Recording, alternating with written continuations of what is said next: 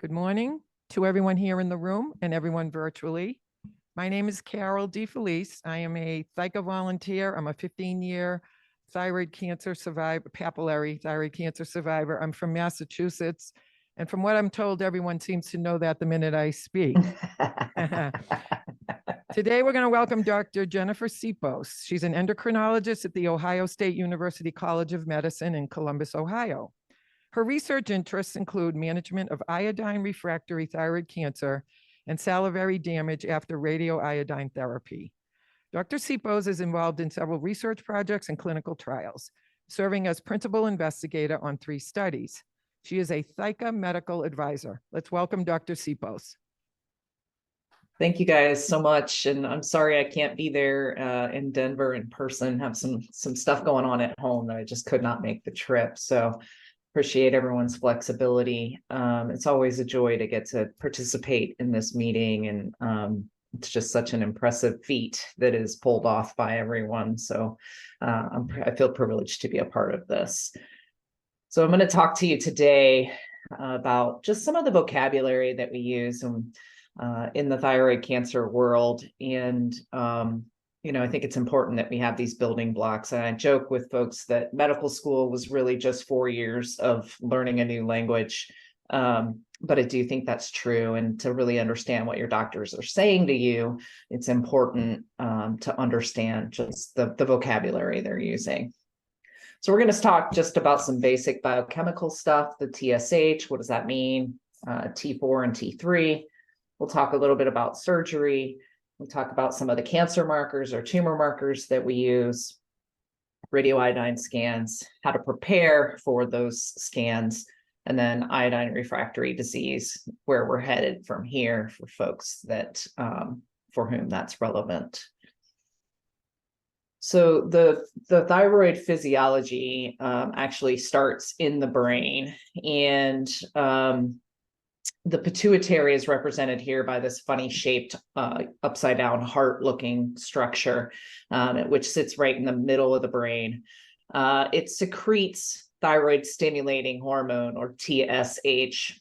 And that TSH then stimulates the thyroid, which is the purple butterfly looking structure, to secrete both T4 and T3. So T4 is the predominant form of thyroid hormone that's produced, but a little bit of T3 is also produced by the thyroid. T4 is kind of the storage form of thyroid hormone, and T3 is the active form of thyroid hormone.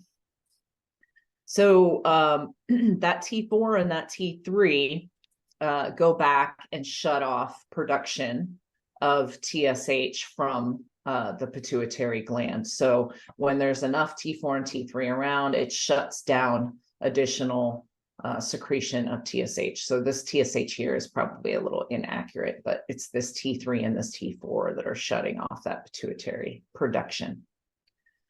So this TSH stimulates the thyroid to produce more thyroid hormone. And so when people are hypothyroid, if they have a thyroid that's intact, not been removed, extra TSH secretion makes the thyroid bigger. It makes the thyroid grow so that it can make more thyroid hormone. Obviously, when people have cancer, we don't want that stimulation.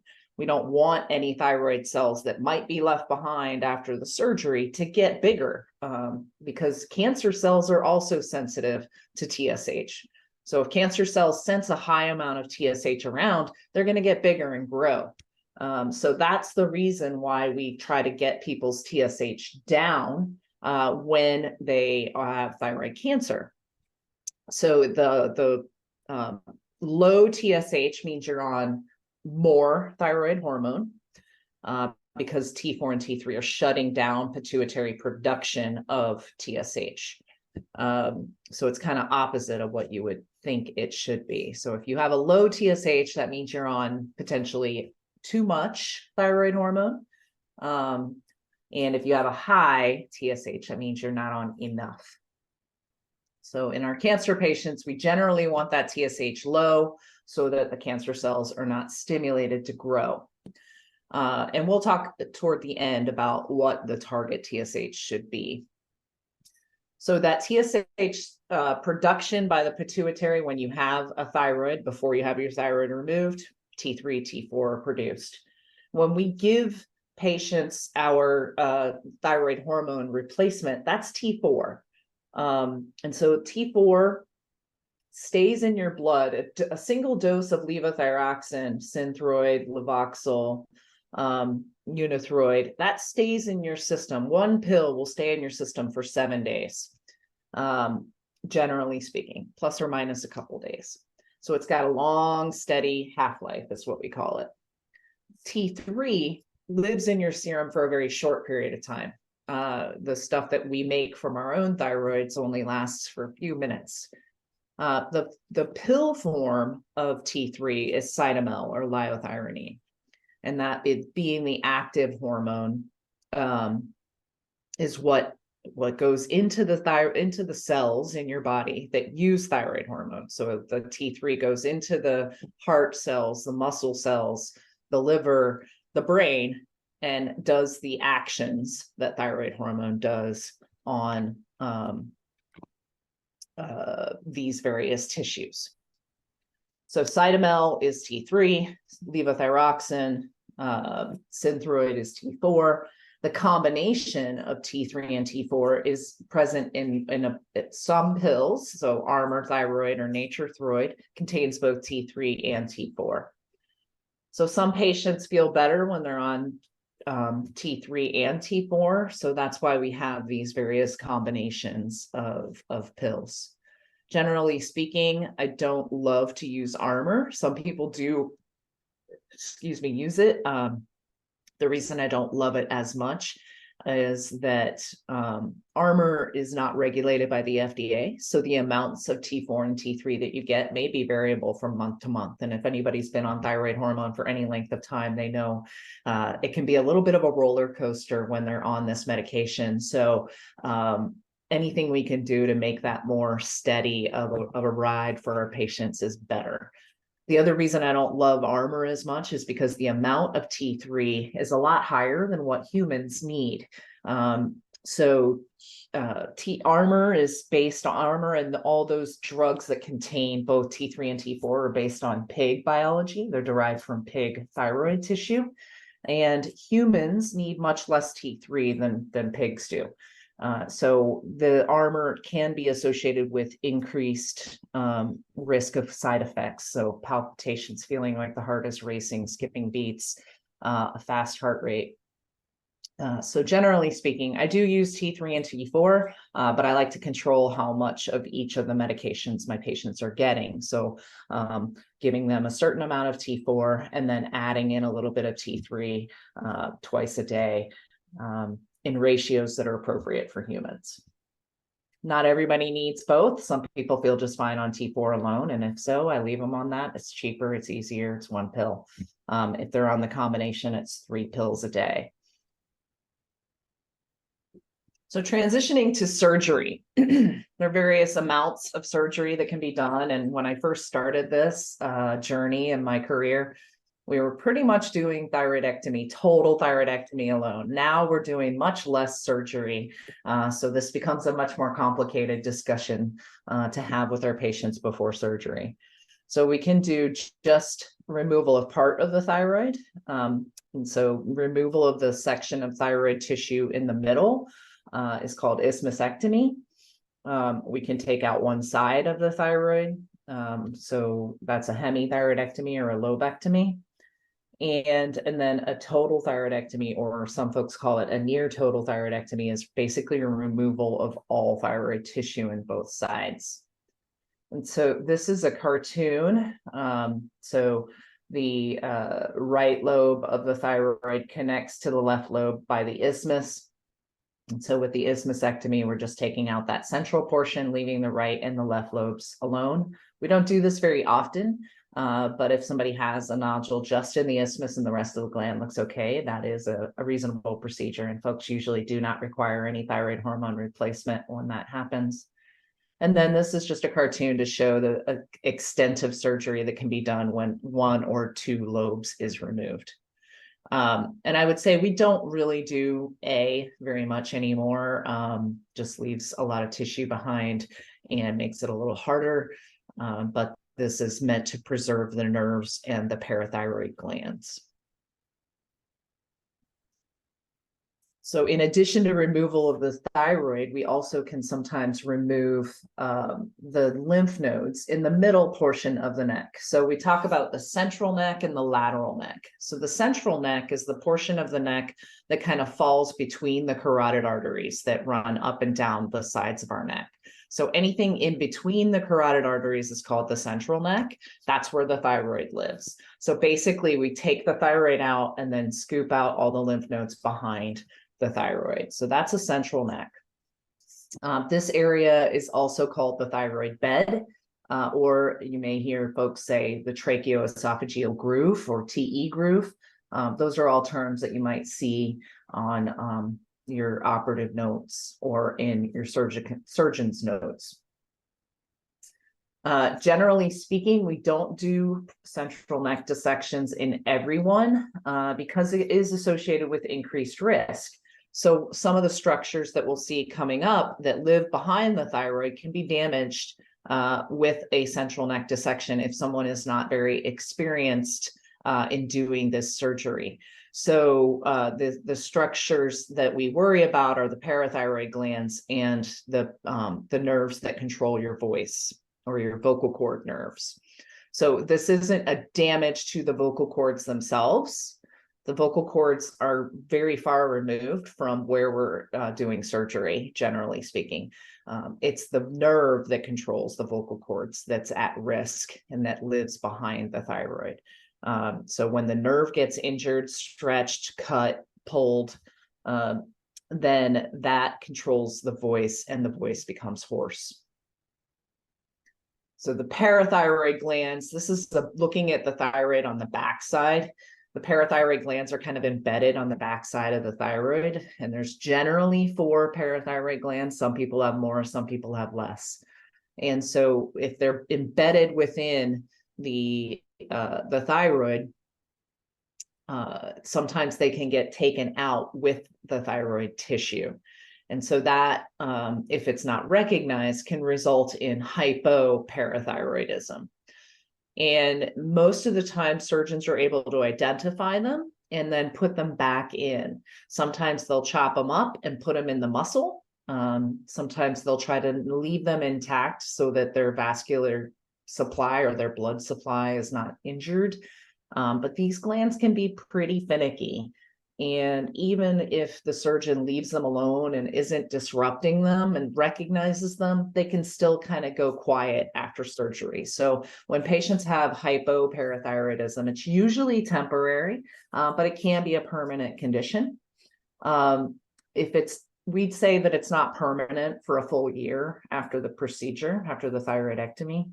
And once it's been about a year and patients are still requiring therapy, then we say it's probably a permanent condition. So the end manifestation of hypoparathyroidism is that parathyroid hormones, or PTH, are low. PTH controls calcium metabolism. It controls how much calcium is absorbed in your bowels, from your bones, and from the kidneys. And so if the parathyroid hormone level is low, it's harder to absorb calcium from those sites, and patients are required to take calcium supplementation and vitamin D. And typically that vitamin D is in a form of a prescription. This isn't the stuff that you get over the counter of, 2,000 units or something. This is going to be a prescription form of active vitamin D that helps you to absorb that calcium from anything that you take in your diet, whether it's pills or medication. Tumor markers come in a number of different types. Other cancers have tumor markers, but specific tumor markers for thyroid cancer, there's 3. And depending on the type of thyroid cancer you have, we'll use different tumor markers. So for papillary thyroid cancer, follicular thyroid cancer, and what we now call oncocytic thyroid cancer, we used to call Hürthle cell, those we rely on thyroglobulin. for patients with medullary, we use calcitonin and CEA. So these blood tests tell us about the size of your cancer and its activity. So size, what I mean by that is the higher the number of whatever tumor marker we're using, the larger the cancer. And this is a relative thing. So what's high for me may not seem, what may seem high for you may not seem high for me. So patients with a thyroglobulin of 1, that's generally a nice low thyroglobulin. A thyroglobulin of 100 or 1,000 or thousands is higher. But it's very specific to the individual as well. And some tumors make more thyroglobulin than others. But generally speaking, the amount of thyroid tissue left behind correlates with how high that thyroglobulin is. And same thing with calcitonin and CEA. So for medullary cancers, the higher the calcitonin, the higher the CEA, the more the tumor is that's out there. The other thing we're looking at is the trend. So we want to see, is it going down? We always want it to be going down. So if it's detectable, okay, but is it decreasing? Or is it stable? And then also, if it is going up, how fast is it going up? Is it going up, increasing at a rapid pace, or is it doing so over a very long period of time of several years? So calcitonin,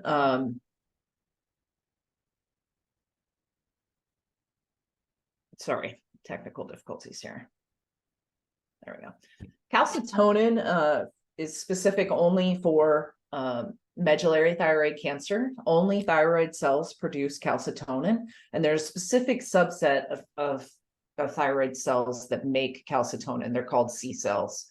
And these are the cells that create medullary thyroid cancer. So these are the cells that are affected that cause medullary. And the function of calcitonin by itself really isn't known in humans. In animal models, we do have an understanding of its role, but in humans, it's not clear. But we know we can use it as a cancer marker to tell us what the cancer is doing. And so this is our test to tell us how high the number is before surgery to help us to determine maybe the extent of surgery. And then after surgery, it's helpful to tell us what the disease is doing. And we also use CEA for patients with medullary thyroid cancer. This stands for carcinoembryonic antigen. And you can see why we call it CEA, because that's a mouthful. This is less specific. And so what I mean by that is other tissues make CEA. Calcitonin, only thyroid cells make it, but CEA is also made by tissues in the gut.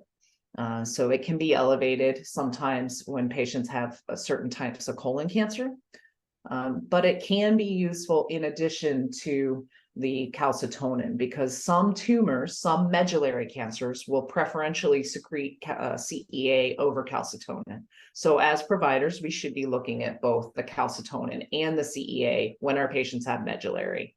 This is not necessary in our patients with papillary, follicular, Hürthle cell, oncocytic.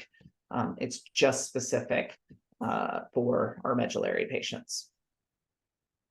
Now, thyroglobulin, this is only useful for our patients who have papillary, follicular, oncocytic, or Hürthle cell. It is not useful for our patients who have medullary. So thyroglobulin, also a blood test. So the other two were just blood tests. It's a protein. It's only secreted by thyroid tissue. And both cancerous and non-cancerous tissues make thyroglobulin. What it's used for is it's the carrier molecule where our bodies make thyroid hormone. So it's kind of like the carrier, the aircraft carrier of thyroid hormone production. And after you have your thyroid removed, if you have a total thyroidectomy, your thyroglobulin should be very low or even undetectable if your surgeon did a really extensive and careful surgery.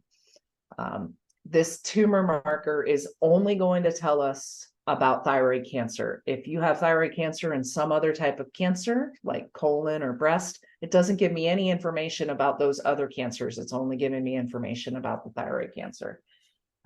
And similar to the calcitonin and CEA, we use this after surgery to see what the disease is doing. If it's going down, we feel good about things. If it's stable, we generally feel good about things. If it's going up, then we need to be looking to figure out where it's coming from.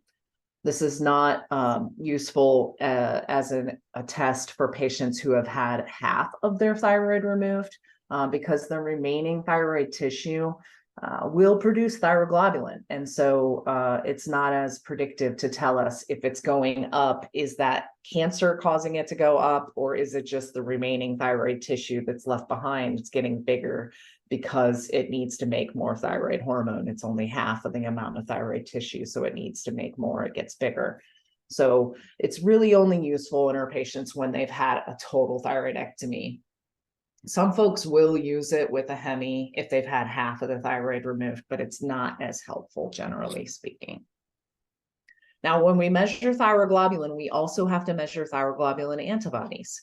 For most folks, this is negative and we just ignore it. We don't even talk about it generally. But in about a third of patients, the antibodies are positive. So thyroglobulin antibodies, we've heard a lot about antibodies with the COVID vaccine and COVID pandemic. Antibodies are produced by our immune system to fight an infection or something that the body perceives as being foreign. It's our immune system's way of saying, get out of me. And so our body makes these particular antibodies to certain proteins. And in this case, the immune system is making antibodies to the thyroglobulin protein. The reason this is important is that a significant number of people have these antibodies. And if we don't know that they have them, we may be missing something going on with their cancer, because if you have thyroglobulin antibodies, it can falsely lower the thyroglobulin. For example, if I measure a thyroglobulin only and it's undetectable, I may think, oh, this patient's doing well. But if I didn't check that thyroglobulin antibody and it's elevated, there's a chance that that patient's undetectable thyroglobulin is undetectable because the antibodies are suppressing the detection. So I don't know what the status of that person is because the antibodies are kind of muddying the waters. The good news is we can, when we see antibodies, we can use that as our surrogate marker, our surrogate tumor marker. So if the antibodies are elevated in that patient and I follow them over time and I see that they're declining, that tells me, okay, there's a good chance this patient is free of disease and their disease is responding. But the immune system has this memory that there was thyroid tissue around before, and I want to make sure it doesn't come back. So those antibodies will stick around for a long period of time, sometimes years. And it may take a long time for those antibodies to disappear, even in the absence of any existing thyroid tissue. This is why vaccines work. So if we give you a portion of the protein from COVID, your body makes antibodies to it so that if you get the full virus of COVID, you've got these antibodies circulating and they'll attack that COVID virus and keep you from getting as sick. So that's how vaccines work. So our immune system is we're sort of trying to fight against what our immune system is designed to do here when patients have antibodies. But over time, most folks who are free of disease, their antibodies will decline over time. And I've seen it take many, many years to do so.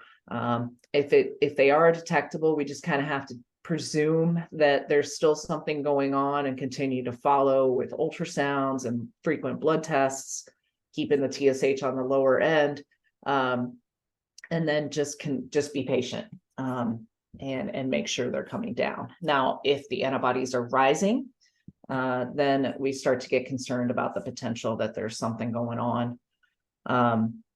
It's important to know, though, with the antibodies, they can bounce around a lot. And so one time the antibody level may be 20, the next time it might be 30, then goes back down to 17 and up to 22. And so they can have like a sawtooth pattern. But if we look at the bigger picture, taking back and see that that sawtooth pattern is going down, then that's also reassuring. So this is one of those times where we really have to check a lot of labs over time to make sure that the numbers are generally going down. I try not to get super worked up about 1 or 2 values in most patients when they have antibodies, because I know it can be pretty unpredictable.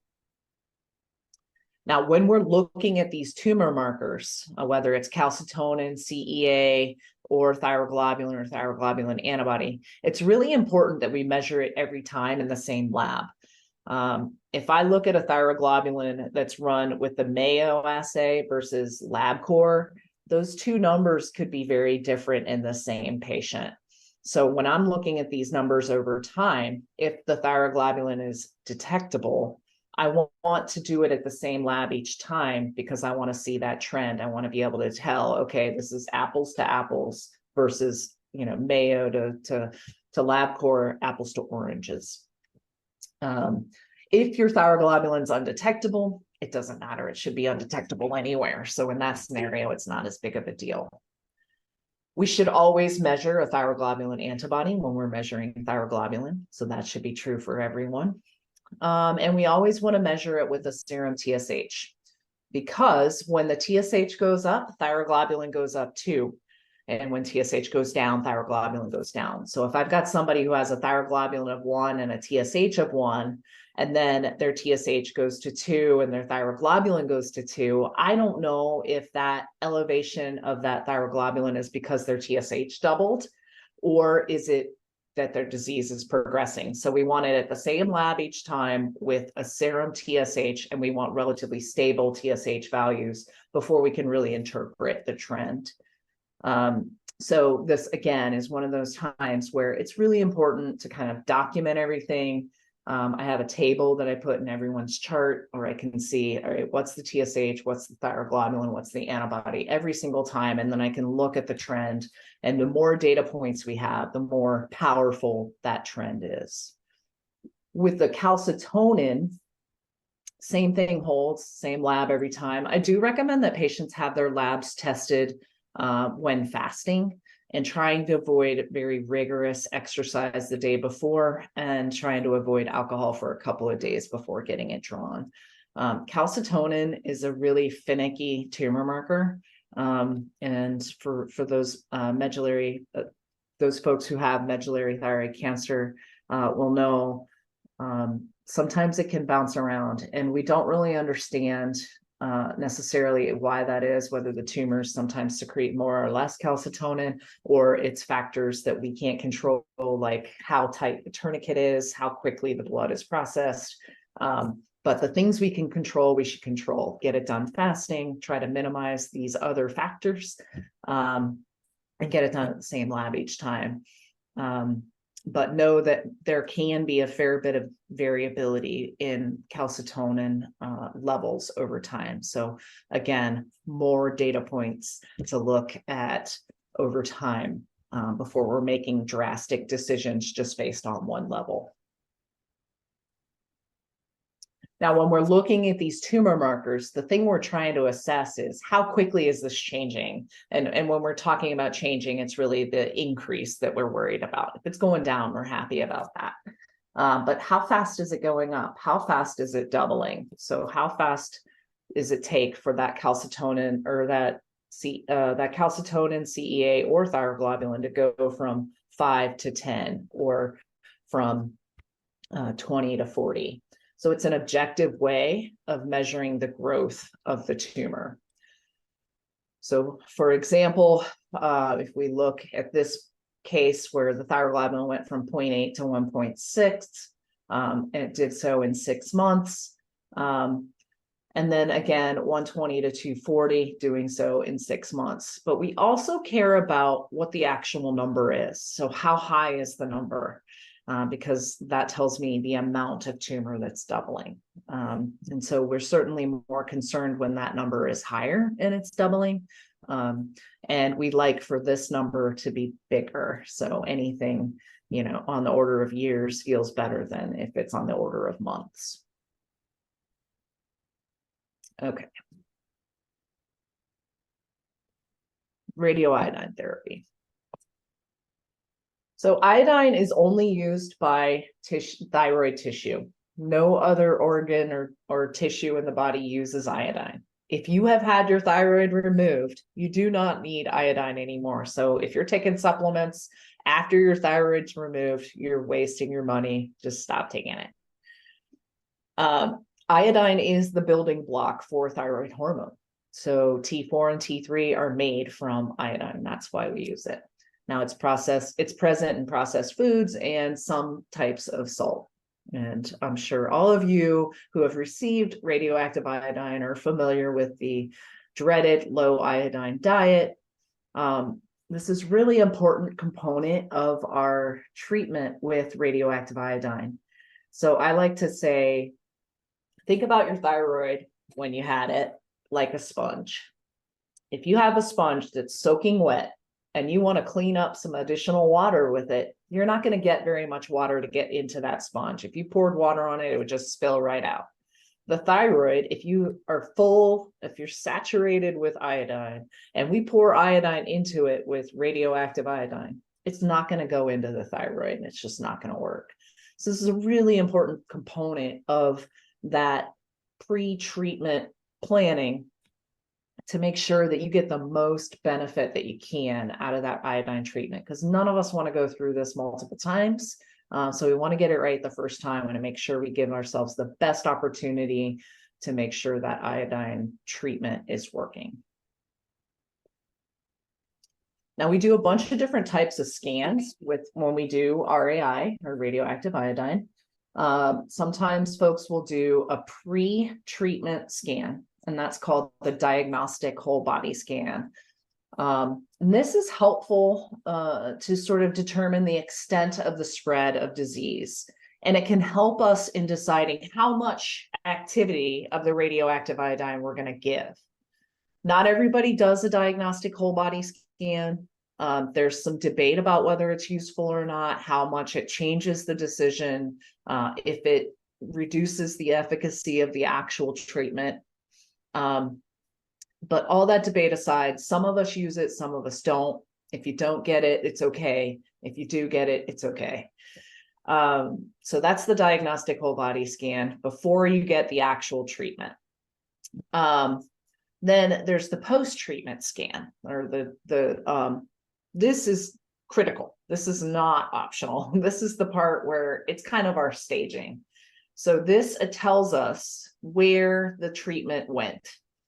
And this is usually done anywhere from 4 to 10 days after the treatment with radioiodine. Optimal time between the treatment and the scan, is not known. Also some debate there. It's going to be institution specific. We all kind of do it our own little way. But that's a critical component of the overall treatment, because that tells me, what did I just treat? Is it a little lymph node in the neck? Is there a lymph node in the chest? Is there a nodule in the lung? Where is it? And that helps me to determine, where do I need to focus my energy when I'm following this person over time after their treatment? If it's just a little node in the neck, I'm going to be doing careful ultrasounds to see, does it look like we got it with that treatment? If there's a nodule in the lung, I'm going to get CT scans of the chest to make sure that, it's not growing. So that helps me to know where to focus my efforts. And then historically, we were doing a lot of diagnostic whole body scans after the radioiodine treatment. So we used to do these 6 to 12 months after a radioiodine treatment to see if we got it all. This really was done a lot more before we were able to use more sensitive tests like ultrasound and thyroglobulin. And so this is a lot less often used because it can be insensitive for identifying residual disease. So what I mean by that is, if I have someone who I have known disease, let's say they have a node in their neck that I can see on ultrasound, and I have 10 people like that, 10 people, I know they have cancer still in their neck, I can see it on ultrasound, and I do diagnostic whole body scans on them, it will identify that suspicious node in about 2 out of those 10 people, statistically speaking. So we're not relying on that as heavily as we used to because it can often miss stuff. And so it gives us a false sense of security. It can also give us some false positives too. We might see something that's not really there. So we don't rely on it as much. And that's a good thing. It's extra radiation exposure. It's a lot of cost. It's a royal pain in the rear for you all as a patients to go through that low iodine diet again and all this, planning for that. So it's probably good that we're not using it. We're much better at identifying residual disease using the thyroglobulin. Thyroglobulin doesn't tell me where the cancer is. It just tells me there's something out there. And then I got to go looking with ultrasound. If I can't see anything on ultrasound, then I start doing CAT scans or MRIs, depending on where you live and work. Now, thyroid hormone withdrawal was how we used to prepare patients for radioiodine scans. The reason we have to do this, as I told you in the very beginning, in order for the thyroid to make more thyroid hormone, it has to sense that you're hypothyroid or don't have enough thyroid hormone around. And that iodine that we're giving is that building block for making thyroid hormone. So what we're thinking here is we got to make this person hypothyroid so that their pituitary gland will secrete a lot of TSH, and any thyroid cells that are around will say, oh, there's TSH here. I got to make more thyroid hormone. Oh, and here's some iodine circulating, and it happens to be radioactive. So we're making the body basically take in this toxic iodine that we're administering. The way we do it, we stop thyroid hormone 4 to 6 weeks. And then the TSH goes high because it says, hey, there's no thyroid hormone around. And then any thyroid cells that are left in the body will use whatever iodine they can get, preferably the toxic kind, not the stuff that you're getting from a cheeseburger that you're eating. And then that will kill those thyroid cells, whether they're cancerous or benign. So that's kind of the rationale. Obviously, coming off your thyroid hormone is rough, makes you feel really, really bad. It can make depression worse. It can make the heart work harder. It can make you very tired, have a hard time focusing at work. And so we now fortunately have another way to sort of mimic that situation by giving TSH without making patients feel hypothyroid. And so this is a recombinant human TSH injection called Thyrogen that we can use in preparation for radioiodine scans or for treatment. And it's an intramuscular injection. There's 2 shots that you get, and then you get the iodine, whether it's a treatment dose or a diagnostic scan dose. And then that tells us where, the tissue is. It does not require stopping levothyroxine. Now, we used to use Thyrogen a lot too for stimulation tests just to measure the thyroglobulin. We're not doing that as much anymore, but some folks will still do it, and sometimes that can be informative. You don't have to do the low iodine diet for that if you're not getting a scan. It's just to measure the thyroglobulin. Iodine refractory disease is tissue that doesn't take up iodine. And there's a lot of different definitions. So there is tumor that never took up iodine. There's tumor that takes it up, but it still continues to grow within a short interval after the treatment. And then there's tumor that previously took up iodine, but when we retreat, it doesn't take it up.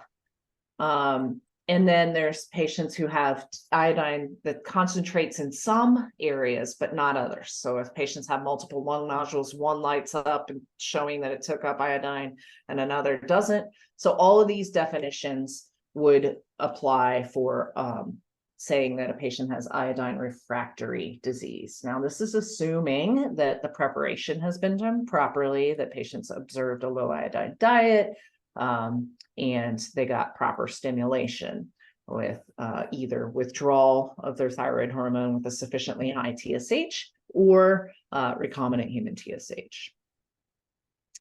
So iodine refractory disease is something that we kind of talk about a lot. Fortunately, I see a lot of referrals for patients who are thought to have iodine refractory disease, but probably don't, because it's important to know that iodine doesn't necessarily work very well in large tumors. So I think the most common scenario that I see that patients get referred for iodine refractory disease is they have a bunch of funny looking lymph nodes in their neck that they got radioiodine and their thyroglobulins are still rising. In that scenario, the iodine isn't meant to take care of big bulky tissue like that. And so taking those lymph nodes out of the neck is the proper treatment for that. Now, iodine refractory disease, for the most part, we think about as providers as being in areas that we can't surgically resect, like the lungs or the bones. So this is probably a lot more pertinent for those folks who have disease in areas that are not amenable to surgery.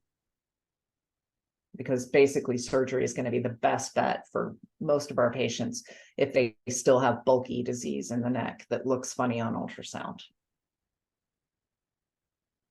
Okay, so what is free of disease? You don't really hear us talking about being cured of thyroid cancer, and we talk about it being free of disease or excellent response to therapy. And so the definition is changing. There's a new set of guidelines coming out in 2024, and those are close to being done. But so this definition will change. But according to the last set of guidelines from the American Thyroid Association, free from disease or excellent response to therapy is for patients who have had a total or a near total thyroidectomy and radioiodine. Disease-free means there's no imaging evidence of disease, nothing we can feel. The thyroglobulin on thyroid hormone therapy is undetectable. And a stimulated thyroglobulin is less than 1. We don't use stimulated thyroglobulins very much anymore, so that's kind of falling by the wayside. And all of this is in the absence of having antibodies to thyroglobulin. Now, more and more people are getting less than total thyroidectomies now because we're not doing as much radioiodine. So we're kind of saying, well, why are we doing so much surgery?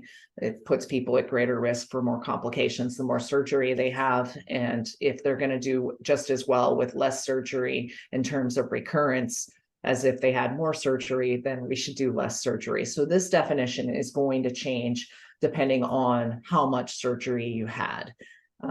If you had a lobectomy or just half of your thyroid removed, it'll be reliant on basically criteria number 1, and maybe some other factors that are being decided right now.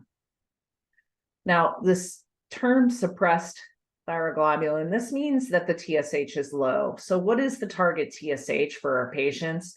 This really depends on the individual. This is truly individualized therapy, and that's what we want. We don't want to treat everybody the same because we know we give complications when we start trying to do that.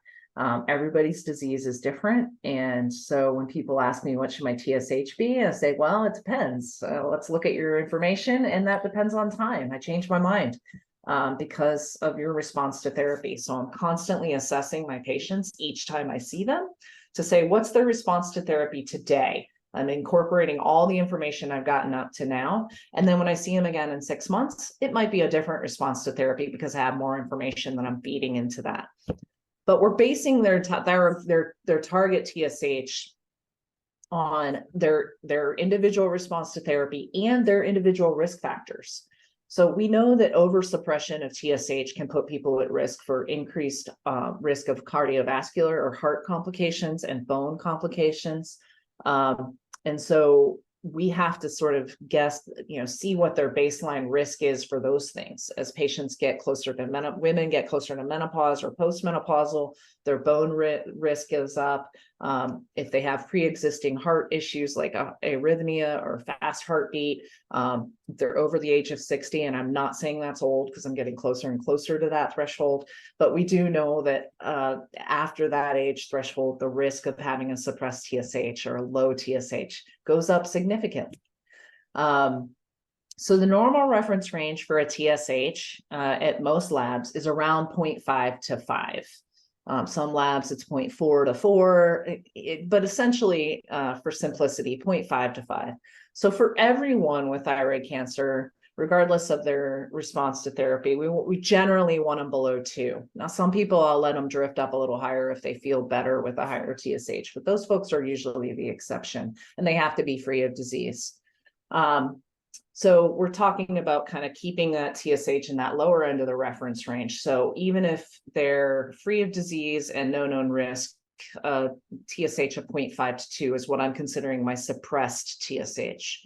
But that may go down further if I can't tell what their response to therapy is, or if they have actual structural disease, I may target a lower TSH. So this is kind of where we're coming from. We're kind of factoring in, and this can change over time. So patients may go down with their TSH, but more often I'm letting their TSH drift up as they have a better response to therapy.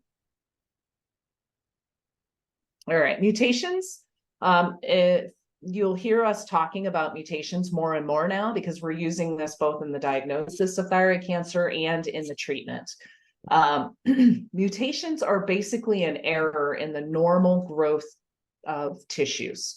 So tissues, cells go through a normal growth cycle. They start, they grow, they die. That's the normal life cycle of a cell.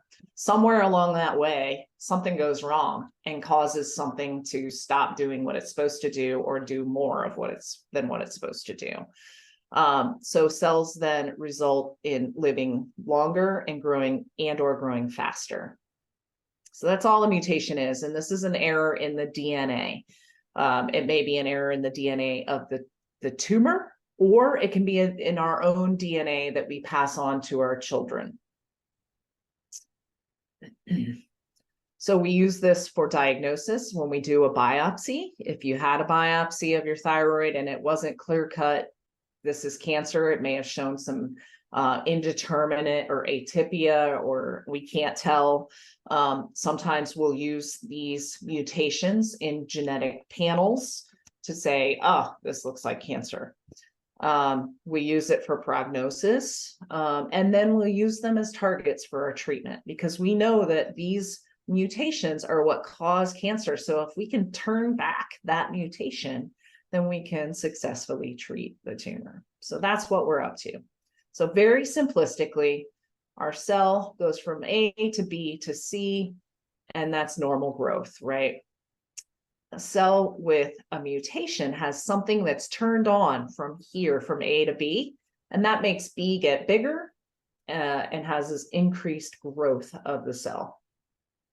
So these mutations are what we can call point mutations. There's a number of different types of mutations that occur, but it causes the DNA to go from looking like a normal shape to it has an abnormal shape, and things can bind there that they shouldn't be able to bind. So this is just another way of looking at mutations. So the normal lifespan of a cell is it goes through its cycle and programmed cell death.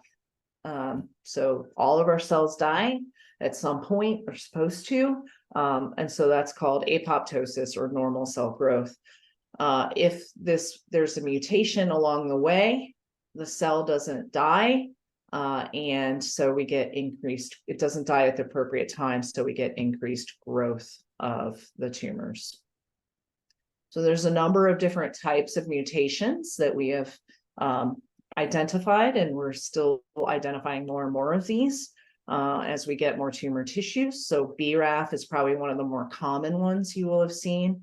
RET-PTC In our patients with medullary, there's RET mutations, both that are inherited in our genetic, that we pass on to our children DNA, or in the tumor tissue, we can identify RET mutations. This is not inherited, so it wouldn't be passed on. The way to know which one it is for these is to determine if it was the DNA taken from the tumor or a blood test from your blood. So if it was determined from the blood, this is an inherited condition. If it's in the tumor, it's not inherited. All of these, BRAF, RET, RAS, RET PTC, and RAS, those are all tumor specific. These are not passed on to our offspring. So targeted therapies, you've heard us talk about these as like multi-kinase drugs or tyrosine kinase drugs or targeted therapy. These are typically oral medications, and they are geared toward a particular mutation in the cancer pathway. And these are, as a result, more specific for cancer cells than traditional chemotherapy, where we see patients developing a lot of side effects like gastrointestinal, stomach side effects, hair loss, and those sorts of things. We use these drugs for as long as they work. Once they stop working, then we start looking for a different drug to use. And now we have several drugs that are FDA approved, but we also have multiple drugs in the pipeline that are as part of a clinical trial. Most folks, thankfully, do not need these medications. And so it's just a very small segment of our patient population who require these drugs. But when they do, they can have a very nice effect in terms of reducing the growth of the tissue and getting sort of disease stability, or even some areas where we get regression of tumor tissue.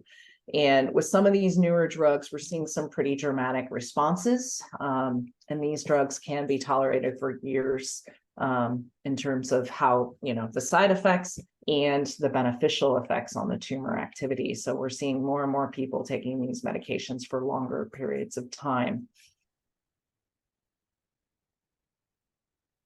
And this is just to show the various mutations here and where we have drugs that target. So some of these drugs are less specific, and they target various mutations along the way.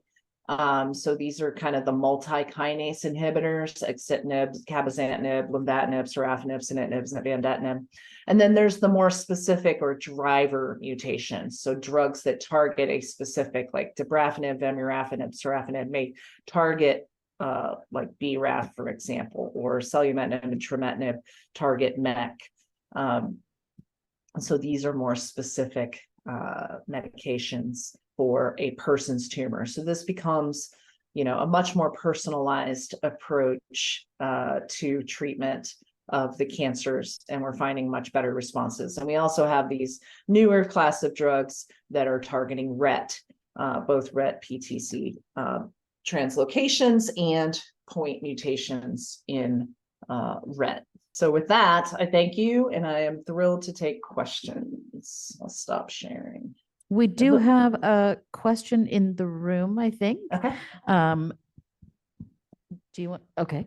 We're running to that person. In the meantime, I will start at the top of the chat, and it says, she's ready. I can see the chat. It looks like there are questions in there. Yes. But there's someone in the room that has a question. Yes. Yeah. And she's just hold that mic Very close. straight like this, like a rock star. Okay. Can you hear me? Yes, I can. I was curious about when you said the diagnostic whole body scan is not reliable. How do you know if it's not picking up the presence of cancer because you're resistant to the radioactive iodine versus the test is just not reliable? Yeah, it's a really good question. I think that in order for the test is far more sensitive when you give a higher dose of radioiodine, but we don't want to give people high doses of iodine just to tell if they're free of disease, right? So much more reliable is to do with thyroglobulin. If the thyroglobulin is undetectable, then we're good. If the thyroglobulin is detectable, it could be that the disease is iodine refractory. It could be that it's just the test is not sensitive enough to pick it up. So if it's really small tumor, it may not see it. The limit of resolution of these diagnostic whole body scans is probably about 1 centimeter. In some cases, it may even be 2 centimeters. So if you have a nodule or a lymph node or something that's 5 millimeters, even if it's iodine avid, it's not going to see it. So sometimes we just can't tell. And sometimes the better course is to just measure the thyroglobulin. If it's detectable, do anatomic imaging like CAT scan, MRI, ultrasound, those sorts of things. Okay, we're going to take one question from the virtual audience. Justine, and I believe Laura is asking the same. I'm a hemithyroidectomy case. Does lymph node spread generally mean completion surgery and RAI are warranted? Yeah, that's a good question. It depends is the answer. Definitely, I would say, consideration of both is warranted. Certainly, it depends on the size of the lymph nodes, but usually we'll do a completion thyroidectomy. Now, I saw somebody on Thursday who had a completion thyroidectomy and another node was found to be positive, but both nodes that she had were less than 2 millimeters. And so that to me didn't necessitate radioiodine. But if the nodes are visible on ultrasound as being abnormal, or they're identified in surgery as being abnormal, then those have a higher risk of it coming back. So in that scenario, we would want to get all that tissue out and do radioiodine. So it kind of depends. We're going to take our next question from the audience. I was just wondering if the markers and the tests, watching their levels and stuff, is it a different animal as far as anaplastic, or do we watch those as well for a positive note for the anaplastic? Yeah, that's a really, really good question. We do follow them. It kind of depends on the tumor. So anaplastic can occur by itself, like just in a nodule, and the whole thing is anaplastic, or anaplastic can start in a pre-existing cancer. So patient can have papillary thyroid cancer, and then part of it becomes anaplastic. So we call both of those anaplastic, but they're probably very different. The second example, where an anaplastic focus within an existing papillary, we would definitely see a thyroglobulin in that scenario. But in the purely anaplastic, there's a mass in the whole thing is anaplastic. The thyroglobulin is probably not going to be detectable because those tumors just don't look very thyroid-like. And part of that looking thyroid-like is making these tumor markers, making thyroglobulin. So the less it looks like thyroid, the less it behaves like thyroid, the less it makes thyroglobulin. So it sometimes can be useful and we still follow it, but many times it's not detectable. I am 3 weeks past total thyroidectomy. My surgeon suggested I started coming off calcichew now, but I'm also on calcitrol. Should I come off the calcitrol at the same time too? How long does the calcium system take to respond? So the hypopara thing it's really, there's no magic on how we do this. It's just kind of trial and error. If I lower the calcium, I'll recheck the labs in 2 weeks. If I lower the calcitriol, I recheck labs in a week. And at any point, if patients develop symptoms, I tell them to go back to the previous dose. But sometimes I'll pull back on the calcium. Sometimes I'll pull back on the calcitriol. It's kind of provider preference. There's no magic way to do it. But if you develop symptoms with any dose reduction of anything, go back to what you were taking before and call your doc. Dr. Sipos, do you have time for one more question? Of course. I'm happy to stay as long as needed. Okay. Thank you so much for your wonderful presentation. I have a follow-up question in terms of the thyroglobulin. Based on my understanding, thyroglobulin is a really critical marker for tumor checking, but that in my case, my thyroglobulin is always detectable, and they also have the thyroglobulin antibody, some level. I don't know the exact level is. So in my case, does that mean that I can use that thyroglobulin? I mean, it can be used for, the follow-up, checking for tumor. And how can I interpret that situation? Yeah, that's a really, really good question. So the answer is I don't think we really know. Because there's always the possibility that if you have detectable thyroglobulin antibodies, there's always the possibility that the thyroglobulin is either falsely lowered or falsely elevated. And so I look at both. When that happens, it's not common that happens, but when it does, I'm really relying mostly on the antibodies, but I'm looking at that thyroglobulin too. And in those situations, I rely pretty heavily on imaging to tell me what the truth is. So I'll do a lot more ultrasounds in that patient. I may order scans just to be safe, like a CAT scan or something like that, just so I know. Now, if it's low risk disease, and overall if things look really good, I'm not going to get as worked up about it. But if there's maybe intermediate risk for recurrence or high risk for recurrence, I'm going to rely heavily on imaging to tell me what the truth is, because those thyroid cancer markers are not as helpful in that scenario. So that's a tough situation. Doesn't happen very often, but I would rely more on scanning. Okay, I think we're all set here. Thank you, Dr. Sipos. And I Thank you, hope everyone guys. enjoyed this great Thank you. presentation. You guys take care. Be well. Good health.